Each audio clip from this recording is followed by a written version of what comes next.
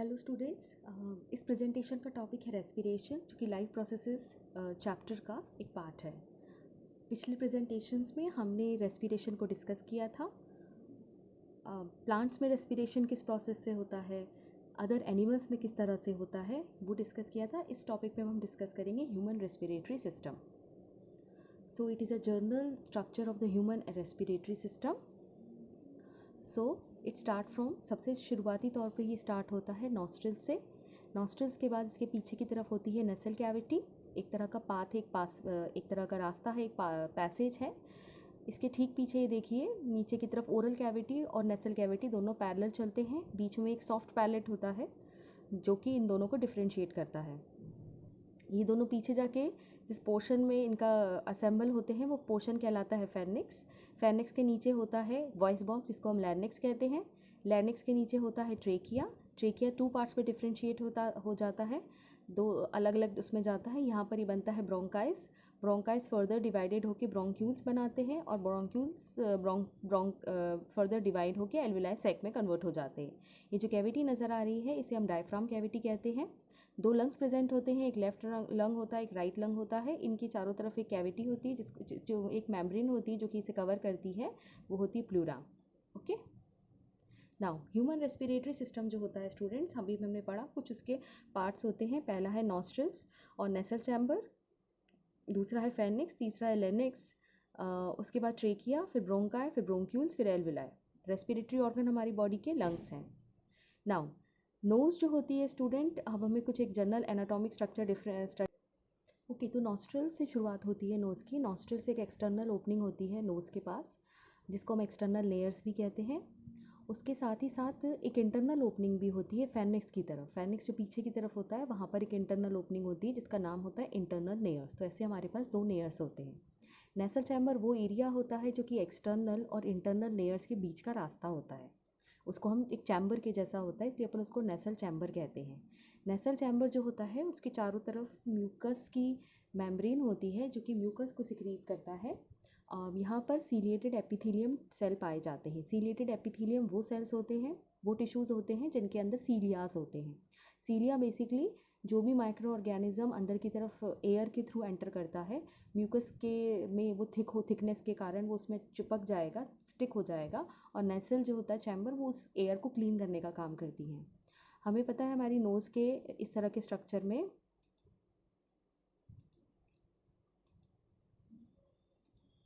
जो हमारा इस तरह का नोज़ का स्ट्रक्चर होता है, उसमें बीच में हमारे एक पार्टीशन होता है, जैसे कि ये इस तरह का पार्टीशन एक दिया हुआ है। ठीक है, जैसे मान लीजिए ऐसी आप ये नोज़ है, इसमें 2 आपके नॉस्ट्रल्स बने हुए हैं। यहाँ पर बीच में आपके दोनों नॉस्ट्रल्स के बीच में एक पार्टीशन दिया होता है। ठीक है, वो पार्टीशन किस चीज़ का बना होता है? मेस्थोमॉइड कार्टिलेज का बना होता है, इसका नाम होता है मेस्थोमॉइड। उसके बाद नेसल चैम्बर जो होता है वो 3 पार्ट में डिवाइडेड होता है। पहला होता है वेस्टिबुले, दूसरा होता है आपका रेस्पिरेटरी, और थर्ड होता है आपका सेंसरी पार्ट। ठीक है, जो वेस्टिब्यूल रीजन होता है वो सबसे शुरुआती होता है, इंटीरियर पार्ट होता है, और इसके अंदर हेयर्स होते हैं। हेयर्स बेसिकली आपके सीलिएटेड एपिथेलियम है, सीलिया है, जो कि डस्ट को और उसको ट्रैप करने के काम आता है, पार्टिकल्स को। दूसरा रेस्पिरेटरी पार्ट होता है। इस पार्ट के अंदर जो रिचली सप्लाइड कैपिलरीज होती हैं, ब्लड कैपिलरीज होती हैं, जो कि जो भी एयर है उसको वार्म करती हैं और उसको मॉइस्ट बनाती हैं। ओके, जो भी एयर आप इनहेल करते हैं उसको वार्म करेंगी और मॉइस्ट बनाएंगी। सेंसरी पोर्शन जो होता है वो उसके सबसे पीछे की तरफ का पोर्शन जो होता है वो सेंसरी एपिथेलियम सेल्स होते हैं वहाँ पे, जो कि रिस्पॉन्सिबल होते हैं स्मेल के लिए। नाउ फेर्निक्स जो होता है स्टूडेंट्स, फेरिंग्स वाला जो रीजन है, ये वाला जंक्शन जो पोर्शन यहाँ पर आपको दिख रहा है, ये फेरिंग्स वाला रीजन है। ये कैविटी देखो यहाँ पर और अच्छे से क्लियर हो रही है। ये ओरल कैविटी है, ये ऊपर आपको सॉफ्ट पैलेट, हार्ड पैलेट और ये सॉफ्ट पैलेट नज़र आ रहा है। ये ऊपर की तरफ वाला जो पैलेट है, this is the hard palate. ठीक है, ये ऊपर वाला ट्रैक जो है ये नेसल कैविटी या नेसल चैम्बर है। ये जहाँ पे ओपन होता है, यहाँ पे ये इस तरह की जो इस ओपनिंग पोर्शन को अपन इंटरनल लेयर्स कहते हैं। और ये जहाँ पे ओपन होता है, ये वाला पोर्शन आपका फेरिंक्स कहलाता है। नेसल चैम्बर आपका फेरिंक्स में ओपन होता है। इसकी लेंथ जो होती है वो 12 सेंटीमीटर की है, एक वर्टिकल ट्यूब है। ठीक है, दूसरा है रेस्पिरेटरी और फूड पासेजेस जो है वो दोनों एक दूसरे को क्रॉस करते हैं फेरिंक्स वाले रीजन में। क्लियर? जो ऊपर वाला रीजन होता है, अच्छा फेरिंग्स का रीजन एक तरह का पाइप जैसा है, ठीक है। तो जो ये ऊपर वाला पोर्शन है ये नेसोफेरिंग्स कहलाएगा, क्योंकि ये नेसल वाले पार्ट के सामने आता है। ओके। दूसरा वाला जो है, जो कि कंडक्शन और फेयर के लिए हेल्पफुल है, लोअर पार्ट जो होता है वो लेरिंजोफेनिक्स कहलाता है या ओरोफेनिक्स कहलाता है, क्योंकि वो किस चीज़ को, जैसे ये वाला रीजन जो है ये ओरोफेनिक्स कहलाता है, क्योंकि ये कहाँ से, ये फूड जो आ रहा है आपका ये उसको रिसीव करता है, ठीक है। फेनिक्स के साथ साथ आपके पास टॉन्सिलिस ग्लैंड भी होते हैं, टॉन्सिलिस ग्लैंड, ठीक है, जो कि लिम्फेटिक टिश्यूज़ के बने होते हैं, सेकेंड ये टर्शरी लिम्फेटिक सिस्टम के पार्ट होते हैं। ये लिम्फेटिक सिस्टम, इसके अंदर लिम्फ जो फ्लूइड होता है जो कि एंटीबॉडीज़ को कैरी करके चलता है वो प्रेजेंट होता है। तो जो भी अगर आप फूड में या एयर के थ्रू जो भी माइक्रो ऑर्गेनिज्म अगर वो ट्रैप नहीं हो पाए, इनहेल करते हैं, तो वो माइक्रो ऑर्गेनिज्म को यहीं के यहीं रोक के अपने अंदर ही उन्हें किल कर देता है। अच्छा, कई बार लोगों को ये बीमारी होती है, डिसीज़ होती है टॉन्सिल्स की। बेसिकली क्या होता है स्टूडेंट, ये पैलेंटाइट टॉन्सिल्स रीजन जो है यहाँ पे, इसके अंदर जब माइक्रो ऑर्गेनिजम्स आके, जब माइक्रो ऑर्गेनिज्म एंटर करते हैं तो ये इसको रोकने की कोशिश करता है। तो माइक्रो ऑर्गेनिजम्स इसके अंदर ही अपने आप को डिवाइड या मल्टीप्लिकेट करने लग जाते हैं जब तक कि एंटीबॉडीज़ अपना एक्शन कर पाएँ। तो उस दौरान जब माइक्रो ऑर्गेनिजम्स या बैक्टीरियाज अपने आप को मल्टीप्लाई करते हैं, रेप्लिकेट करते हैं, तो ये एरिया स्वेल हो जाता है, ठीक है, जिसके कारण एक हैवीनेस, एक पेन फील होता है इस रीजन में। ओके, नाउ नेक्स्ट है स्टूडेंट, अच्छा एक चीज़ और, यहाँ पर ये जो बोन नज़र आ रही है इसको नाम हायोइड बोन होता है। हायोइड बोन जो होती है आपकी, जब जो नीचे आपका जॉ बोन है इसको जॉ बोन भी कहते हैं। ये आप देखिएगा, ये नीचे वाली बोन जो है आपकी ये फ्लेक्सिबल है, ये हिलती है, ये मतलब पूरा स्कल वाला बोन एक है, आपकी जो पूरी फेशियल बोन्स है वो एक है, और ये वाली जो नीचे वाली हायोइड बोन है ये अलग है।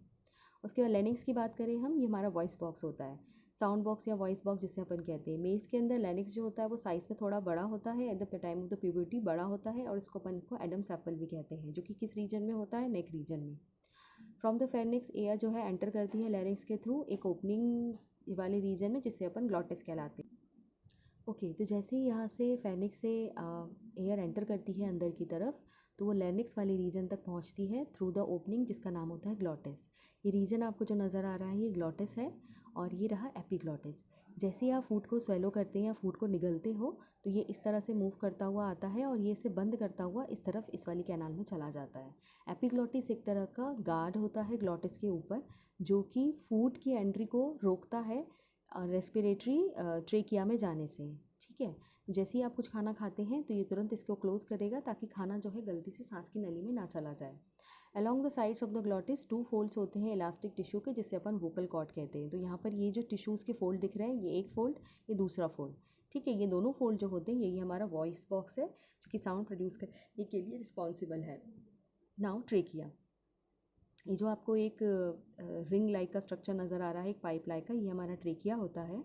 ट्रेकिया 12 सेंटीमीटर लॉन्ग होता है, 2.5 सेंटीमीटर वाइड होता है। ये हमारे ईसोफेगस वाले रीजन्स के साथ साथ चलता है, ठीक है, ईसोफेगस वाले रीजन से साथ। अच्छा, इसकी पोजीशन जो होती है आगे की तरफ होती है, ईसोफेगस पीछे की तरफ चल होता है, और जो ट्रेकिया होता है वो फ्रंट की तरफ होता है, और एक्सटेंड होता है डाउनवर्ड्स टूवर्ड्स द नेक, ठीक है।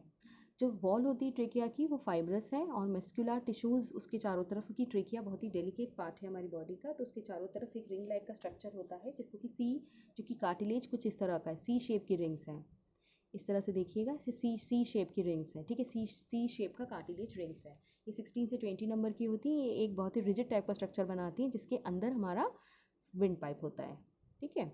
जो ट्रेकिया होता है इंटरनली लाइंड होता है सीलेटेड एपिथेलियम से और म्यूकस ग्लैंड से। अच्छा देखो, अब जो एयर अंदर की तरफ पास हो रही है, अगर उसके अंदर इतने प्रोटेक्शन करने के बाद भी अगर बाई चांस कोई बैक्टीरियाज होते हैं तो अंदर की तरफ भी, यानी ट्रेकिया के अंदर की तरफ भी, ये इस तरह से ट्रेकिया का डायग्राम आपको दिया है अंदर की तरफ, इसके अंदर की तरफ भी इनसाइड भी जो है एपिथेलियल, सीलेटेड एपिथेलियम और म्यूकस ग्लैंड्स पाए जाते हैं, ताकि कोई भी और बैक्टीरिया या माइक्रो ऑर्गेनिज्म हो उसको इमीडिएटली रोका जाए। अच्छा, कई बार इस कारण से होता है कि हमें कफिंग की शिकायत, कफिंग की प्रॉब्लम होती है। कफ बेसिकली हमारी बॉडी का एक डिफेंस है, क्योंकि अगर हमारे इसमें ट्रेकिया में अगर कोई माइक्रो ऑर्गेनिजम्स कैप्चर्ड हो गए हैं तो हमारा शरीर उनको यहाँ से निकाल के बाहर कर सके। डस्ट पार्टिकल भी अगर ट्रैप्ड हो जाते हैं तो वो म्यूकस के अंदर ट्रैप्ड होते हैं और उसको फाइनली इसी तरीके से बाहर कर दिया जाता है। जो आपका ट्रेकिया होता है वो फर्दर डिवाइडेड होता है 2 पार्ट में, जिसको अपन ब्रोंकाई कहते हैं, जो कि स्टर्नम के पीछे की तरफ होता है। अच्छा, स्टर्नम क्या होता है? स्टर्नम जो आपका ये जो रिब केज होता है, रिब केज जिस बोन से ज्वाइंट रहता है उसका नाम स्टर्नम है, ठीक है। उससे जॉइंट रहता है, तो ये उसके जस्ट पीछे की तरफ होता है। हर एक ब्रोंकाई जो होता है वो सपोर्टेड होता है complete ring of the cartilage, ठीक है। ऐसा नहीं है कि सिर्फ ट्रेकिया तक ही सपोर्ट है, कार्टिलेज इसको ब्रोंकाइज तक को भी कार्टिलेज का सपोर्ट रहता है, यही रिंग शेप का स्ट्रक्चर जो है। ब्रोंकाई जो होता है फर्दर डिवाइडेड हो जाते हैं सेकेंडरी और टर्शरी में, जैसे पेड़ की ब्रांचेस निकलती हैं वैसे ये लोग अपनी प्राइमरी क्यों कहेंगे, अगर मेन ब्रांच से कोई चीज़ निकली है तो उसको प्राइमरी कहेंगे, अगर प्राइमरी ब्रांच से ये फर्दर निकला है तो उसको सेकेंडरी कहेंगे, और सेकेंडरी ब्रांच से अगर फर्दर ब्रांच हुआ है तो उसको टर्शरी कहेंगे। वॉल जो होती है हर एक ब्रोंक्यूल की, उसमें कार्टिलेज रिंग्स नहीं होती।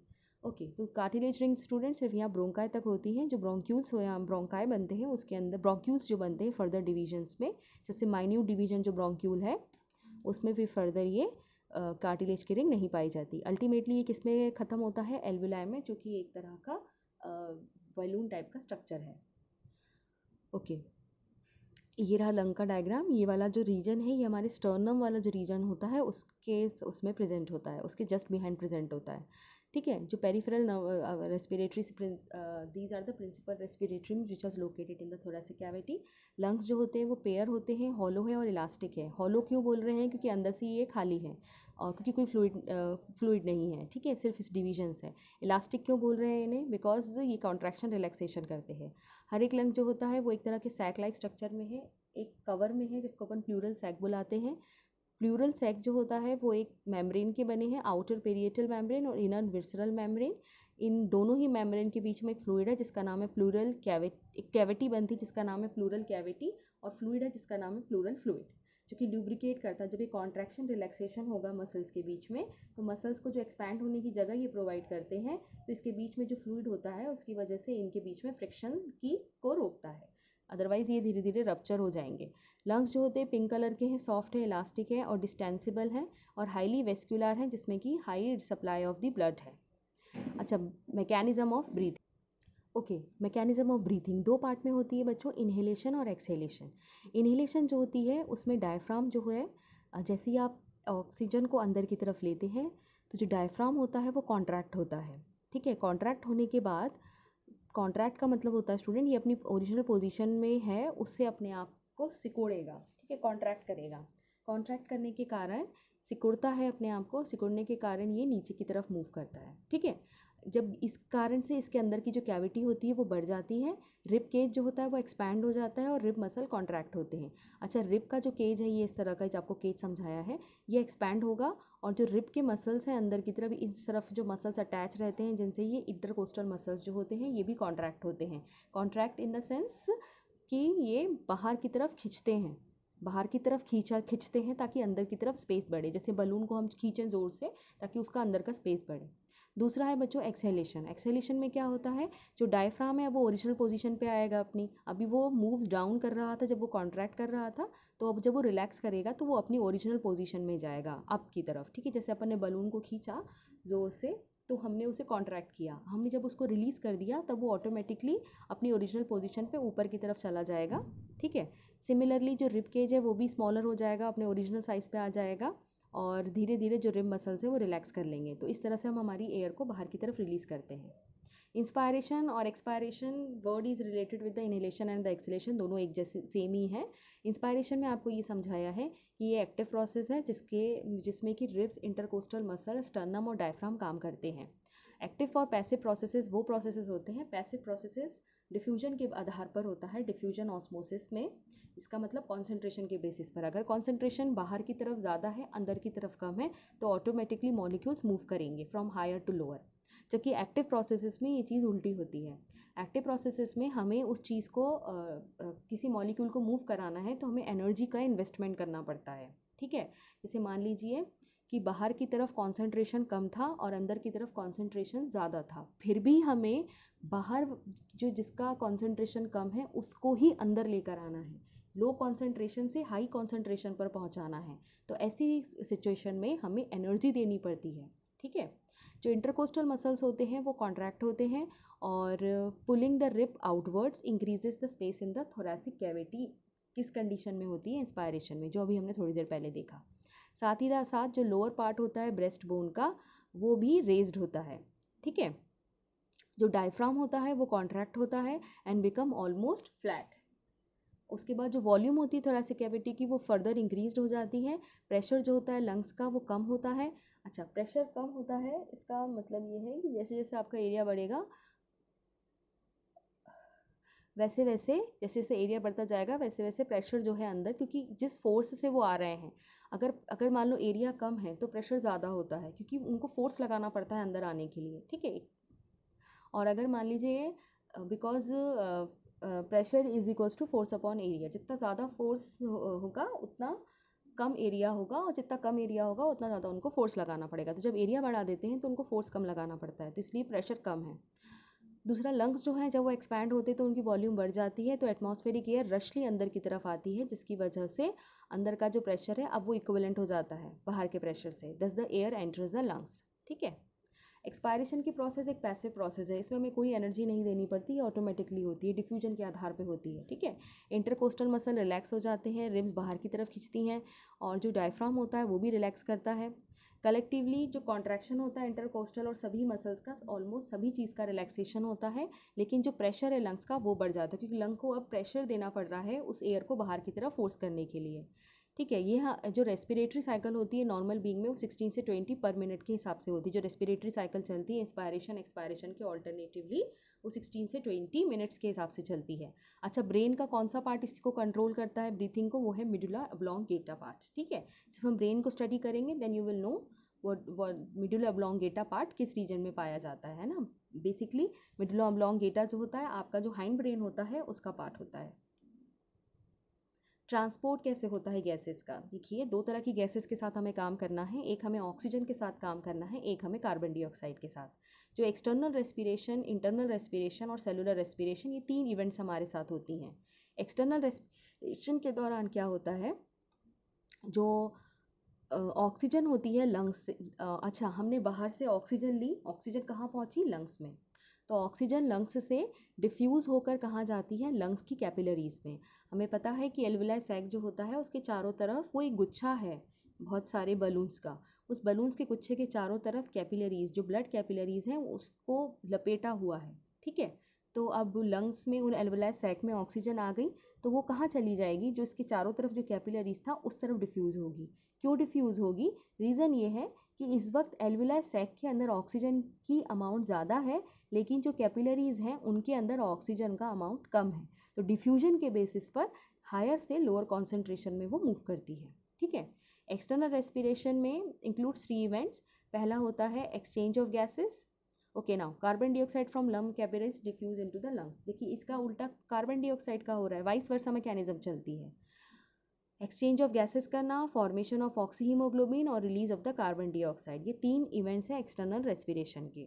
अच्छा, अब इस चीज़ को थोड़ा सा ध्यान से देखना, एक्सचेंज ऑफ गैसेस कैसे होती है। कॉन्सेंट्रेशन जो होता है ऑक्सीजन का अगर वो हायर है, वो ज़्यादा है, ठीक है, जो भी हम जब हम हवा को अंदर की तरफ लेते हैं, इंस्पिरेशन करते हैं, तब ऑक्सीजन का कॉन्सेंट्रेशन ज़्यादा होता है, किसके कंपैरिजन में, जो हमारे एल्वियोलाई ब्लड की कॉन्सेंट्रेशन है ऑक्सीजन की उससे, ठीक है। और कॉन्सेंट्रेशन कार्बन डाइऑक्साइड का कहाँ ज़्यादा है, हमारे ब्लड में इन कंपैरिजन विद द जो एयर हम ले रहे हैं, ठीक है। इसकी वजह से दोनों गैस का एक्सचेंज होता है, यानी कि ऑक्सीजन ब्लड सेल्स जो ब्लड कैपिलरीज होती हैं वो लेती हैं, बदले में बाहर की तरफ वो CO2 को दे देती हैं। अच्छा, दूसरा प्रोसीजर क्या होता है बच्चों अब इसका, कि अब एयर तो अंदर आ गई है, लेकिन अब वो एयर जो है O2 ट्रैवल कैसे करेगी, O2 कैसे सारे सेल्स तक पहुंचेगी। हमको पता है कि हमारे बॉडी के अंदर एक ट्रांसपोर्टर है, वो है ब्लड, वो एक जगह से दूसरी जगह ऑर्गन्स चीज़ों को लेके जाता है। उसी तरीके से जो यहाँ पर ये ऑक्सीजन है ये RBCs के साथ मिलती है, RBCs के हीमोग्लोबिन के साथ, ठीक है। तो एक अनस्टेबल कंपाउंड बनाती है, हमेशा अनस्टेबल का मतलब होता है जो परमानेंटली नहीं है, जो टूटता बनता रहेगा। तो हीमोग्लोबिन के साथ जब ऑक्सीजन कंबाइन होता है तो ऑक्सी हीमोग्लोबिन बनता है, ठीक है। इसमें कुछ एक परसेंटेज आपको बताया है कितने अमाउंट में कितना मिलकर वो बनाएगा। यहाँ पे देखो, यहाँ पर ये ऑक्सी हीमोग्लोबिन का एक कॉन्सेंट्रेशन बन गया। अच्छा, ये कब बनता है, जब हाई ऑक्सीजन होती है और लो CO2 होती है, तब हीमोग्लोबिन जो होता है ऑक्सीजन के साथ जुड़ जाता है। ये बहुत ही इंपॉर्टेंट बात है समझने के लिए, क्योंकि CO2 और ऑक्सीजन दोनों की कहानी जो है वो हीमोग्लोबिन से जुड़ी है। अगर शरीर में हीमोग्लोबिन ज़्यादा, ऑक्सीजन ज़्यादा है, अगर आपकी बॉडी के अंदर ऑक्सीजन का अमाउंट ज़्यादा है तो हीमोग्लोबिन उसके साथ बॉन्ड बनाएगा, तो बनेगा ऑक्सी हीमोग्लोबिन बॉन्ड, ठीक है। अगर मान लीजिए कि CO2 ज़्यादा है और ऑक्सीजन कम है तो वो कार्बोक्सी हीमोग्लोबिन बनाता है CO2 के साथ कंबाइन होके। ओके, नाउ देखिए यहाँ पे आपको कार्बो हीमोग्लोबिन का बताया हुआ है। कार्बन डाइऑक्साइड, जब इस तरह से इसकी पूरी कहानी का मीन यही है कि कार्बन डाइऑक्साइड कैसे आपके शरीर से बाहर निकलता है। कार्बन डाइऑक्साइड जो है वो बाहर की तरफ ऐसे जाता है कि वो ब्लड में का जो आपका हीमोग्लोबिन होता है उसके साथ कंबाइन हो जाता है, जैसा ऑक्सीजन हुआ था। तो ये कार्बामीनो हीमोग्लोबिन बनाता है। ठीक है, ये कार्बामीनो हीमोग्लोबिन जो है ये इस तरीके से, इस डायग्राम को देखते हैं। ये जो है ये आपके टिश्यूज़ हैं, ये ब्लड कैपिलरीज हैं। ठीक है, आपके टिश्यूज़ के अंदर CO2 की मात्रा ज़्यादा थी तो CO2 बाहर की तरफ डिफ्यूज़ हुई और किसके साथ जाके जुड़ गई, आपके हीमोग्लोबिन के साथ, और उसने बनाया कार्बोक्सी हीमोग्लोबिन। दूसरा जो है यहाँ पर देखिएगा, CO2 जो है वो ब्लड में जो टिश्यू से लाई जाती है in the form of sodium and potassium bicarbonates in the blood. अच्छा, CO2 को हम डायरेक्टली नहीं ला सकते हैं, हमें उसे किसी में कन्वर्ट करके लाना होता है। तो बेसिकली हमारे ब्लड के अंदर CO2 को वाटर के साथ कंबाइन करके कार्बोक्सिक है, एक कार्बोनिक एनहाइड्रेट या बाइकार्बोनेट्स के फॉर्म में कन्वर्ट कर दिया जाता है। ठीक है, अब ये बाइकार्बोनेट्स देखिए यहाँ पे, ये बाइकार्बोनेट्स में कन्वर्ट हो गया है। अब ये बाइकार्बोनेट फर्दर जाके आपकी ये कहाँ कहाँ है, ये अभी ये आपके ब्लड सेल्स के अंदर है। ठीक है, तो ये जैसे ही ये एल्वुलाई सैक के पास या एल्वुलाई जो टिश्यूज सेल्स होते हैं उनके पास पहुंचता है, ये बाइकार्बोनेट जो है ये टूट जाता है वाटर में और CO2 में। CO2 यहाँ से फिर से इस तरह से डिफ्यूज होके बाहर की तरफ निकल जाता है। नाउ अगला है बच्चों इंटरनल रेस्पिरेशन। इंटरनल रेस्पिरेशन यानी कि अभी हमने एक्सटर्नल रेस्पिरेशन पढ़ा था, अभी हम ऑक्सी हीमोग्लोबिन का कॉन्सेप्ट पढ़ेंगे। डायग्राम से ही पढ़ते हैं। जैसे कि सिमिलरली आपने अभी पढ़ा था कि अभी हमने ऑक्सीजन CO2 के बारे में, वैसे ही ऑक्सीजन होता है। फ़र्क सिर्फ इतना है कि ये अनस्टेबल ऑक्सी हीमोग्लोबिन बना लेता है और जैसे ही सेल्स के पास पहुंचता है ये ऑक्सी हीमोग्लोबिन टूट जाता है, ऑक्सीजन सेल्स के पास चला जाता है और हीमोग्लोबिन फ्री हो जाता है। सेलुलर रेस्पिरेशन की बात करें तो हमने स्टार्टिंग में ही कुछ टॉपिक पढ़े थे सेलुलर रेस्पिरेशन से। हमें पता है कि सेलुलर रेस्पिरेशन यानी कि होता है ऑक्सीजन का सेल के अंदर पहुंचना। ऑक्सीजन सेल के अंदर पहुंच के बर्निंग का काम करती है, ऑक्सीडेशन करती है और जो हमारे कॉम्प्लेक्स ऑर्गेनिक मॉलिक्यूल्स होते हैं उनको तोड़कर एनर्जी को रिलीज़ करती है। अच्छा, ये प्रोसेस किसके अंदर होता है? साइटोप्लाज्म और माइटोकॉन्ड्रिया के अंदर। बाय प्रोडक्ट्स में हमें क्या मिलता है? CO2 और वाटर वेपर। ठीक है, साथ ही साथ जो हीट रिलीज़ होती है इस प्रोसेस में, जो ATP हम लोग प्रोड्यूस कर रहे हैं वो बेसिकली हीट है, वो हमारी बॉडी के टेम्परेचर को मेंटेन रखने के काम आती है। नाउ ब्रीथिंग और रेस्पिरेशन का एक कॉमन डिफरेंस दिया हुआ है कि intake of the fresh air and the removal of the foul air is the breathing. Oxidation basically देखा जाए तो एक फिजिकल प्रोसेस है, ये बायोकेमिकल प्रोसेस है, इसमें ऑक्सीडेशन होता है। अच्छा, ब्रीथिंग के दौरान कोई एनर्जी रिलीज़ नहीं होती, जबकि इसके दौरान होती है। ये एक्स्ट्रा सेलुलर प्रोसेस है। एक्स्ट्रा मतलब होता है जो सेल ही सेल बाहर की तरफ, इसमें सेल से अंदर की तरफ आने का कोई रोल नहीं है। जो भी ऑक्सीजन है वो अंदर आ जाएगी पर प्रोसेस कुछ अंदर की तरफ नहीं होनी, जबकि ये रेस्पिरेशन प्रोसेस अंदर की तरफ होती है सेल्स में। इसमें कोई एंजाइम इन्वॉल्व नहीं होते, इसमें बहुत ज़्यादा एंजाइम इन्वॉल्व होते हैं और ये एक सर्टेन ऑर्गन्स तक लिमिटेड होती है, जबकि रेस्पिरेशन की प्रोसेस बॉडी के हर एक सेल के अंदर होती है। So students, with this we have finished the human respiratory system.